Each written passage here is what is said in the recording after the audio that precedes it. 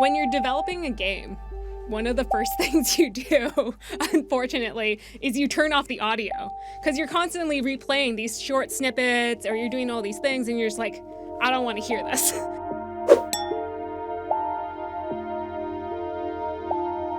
I just want to like get in, test my thing, get out. And so there'd be long stretches of time where I just didn't know what was happening with the audio. And then I would like turn it on because I'd need to do a full playthrough and check to make sure things were working properly. And it'd be like, oh, there's this new cool music. Or like, oh my gosh, Paul's added in this like super cute sound for like this creature.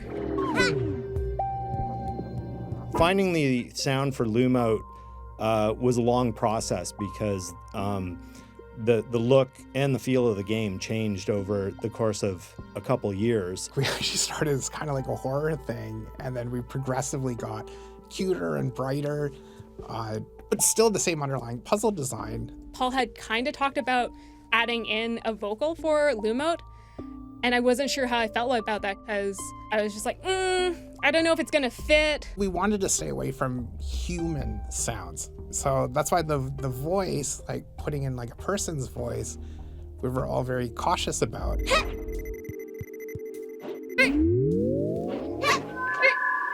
this is looking, looks good, sounds good. When Paul dropped the voice in for us to hear the first time, it was just like, oh, this does work.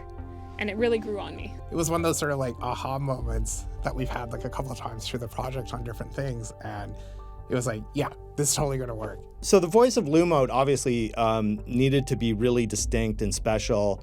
It needed to be cute, but also responsive to the world. Trying to come up with a voice using, samples or musical instruments just wouldn't really give the expressiveness that we needed for Lumote's response to the world. So the human voice turned out to be the logical solution. We could work with a voice actor and get the kind of reaction sounds, whether it was like surprise or fear or wonderment. At the studio, we do a lot of voice recording, and we were recording Madeline, who's the voice actor for Lumote, and there was something about her voice that just seemed perfect. We brought her in and we created a non-verbal script which basically had every category of reaction that we needed.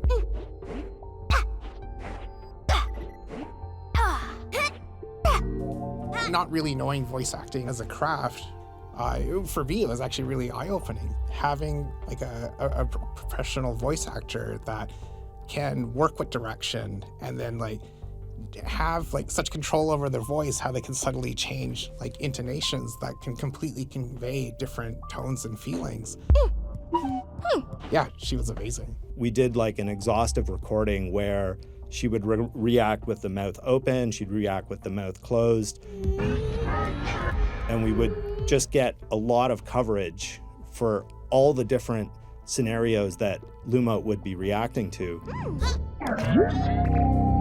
From there, I did a lot of editing, and in that process, I realized the voice samples actually had to be really quick because, anything longer, and then you start getting those voice samples, stepping on each other, and it doesn't sound very natural. So we kind of ended up with a whole palette of reaction sounds that were really quite quick.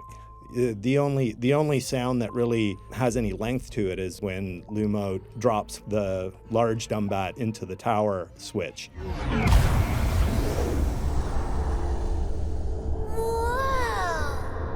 That's really the only voice reaction in the game that resembles an actual word. One of the things that I think worked out really well was the navigation sounds for him. I spent a lot of time tuning the footsteps, tuning the voice in terms of the navigation, and I think because the way that Lumote moves is so satisfying, I wanted the audio for Lumote to be equally as satisfying, because it should be enough fun just to navigate the environment and move around.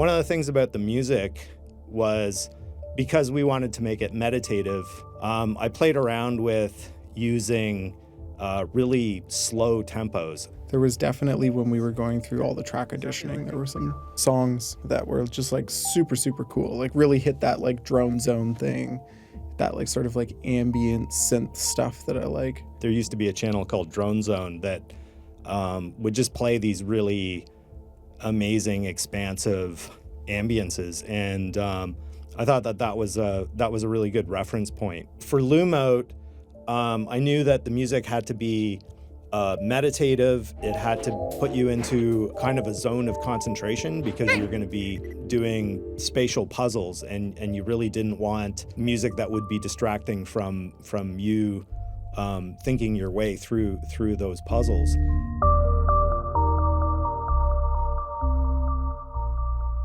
There was one track to me that when I heard it, I was like, this is Lumote. This to me, this riff, which I think is still in the pause menu, that there to me was the iconic Lumote sound.